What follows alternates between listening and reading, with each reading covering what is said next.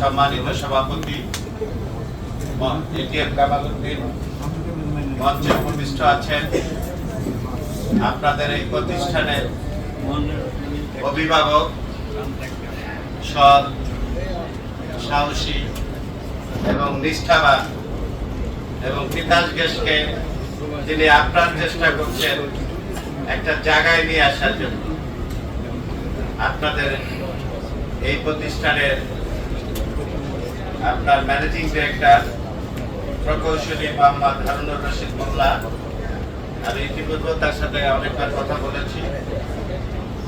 আজকে উপস্থিত আছেন আপনাদের প্রিয় নেতা, যে আপনার এই তিতাস গ্যাসের কর্মচারী ইউনিয়নের সংগ্রামী সাধারণ সম্পাদক, আমার অত্যন্ত স্নেহের এজাজ আয়াজউদ্দিন, উপস্থিত তিতাস গ্যাসের শ্রমিক কর্মচারীরা, ভাই ও বোনেরা। আসলে আজকে কোনো বক্তৃতার দিন নয়, মনটা ভারাক্রান্ত, বিষাদে মনটা অত্যন্ত ভারাক্রান্ত। কাজীমউদ্দিন আমাদের অত্যন্ত সহকর্মী ছিলেন, তার আচার আচরণ, ব্যবহার সবকিছুই খুব সাবলীল, সৃজনশীল, গঠনমূলক ছিল। আমি যখনই দেখতাম কাজীমউদ্দিনকে আগে সালাম দিতে পারতাম না, কাজীমউদ্দিনই সালাম দিত প্রথমে।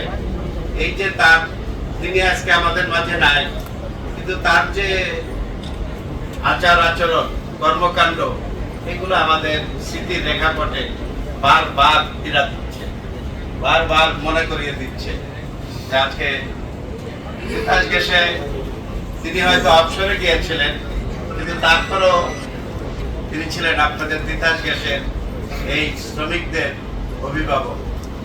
তার অভিজ্ঞতার ভান্ডার ছিল অত্যন্ত সমৃদ্ধ, এবং ট্রেড ইউনিয়নের সেই অভিজ্ঞতার ভান্ডার সমৃদ্ধ ছিল বলেই তিতাস গ্যাসের অতীতের যে ঝঞ্ঝাল, যে দ্বন্দ্ব, যে সংঘাত, যে যা ছিল সবকিছুর পরিসমাপ্তি ঘটিয়ে নির্বাচনের মাধ্যমে আপনাদের ভোটে নির্বাচিত হয়েছে। সেই কারণে আমি এই স্মরণ সভায় পরম করুণাময় আল্লাহ তাআলার কাছে দোয়া করি, কাজীমউদ্দিনকে যেন রব্বুল আলামিন জান্নাতুল ফেরদৌস, হাউজে কাউসার নসিব করেন, আমিন। সংগ্রামী বন্ধুগণ, বক্তব্য দিব না। আজকের অত্যন্ত ভারাক্রান্ত দিন, মর্মাহত দিন। আপনারা সকলে ভালো থাকেন। আপনাদের তিনি হয়তো বেঁচে থাকলে ওই বন্দর থেকে তিনি উপজেলা চেয়ারম্যানের নির্বাচন করতেন, কিন্তু আজকে তাকে নিয়ে গেল অকাল মৃত্যু। আজকে 60 বছর, 62 বছর, এটা কোনো বয়স নয়।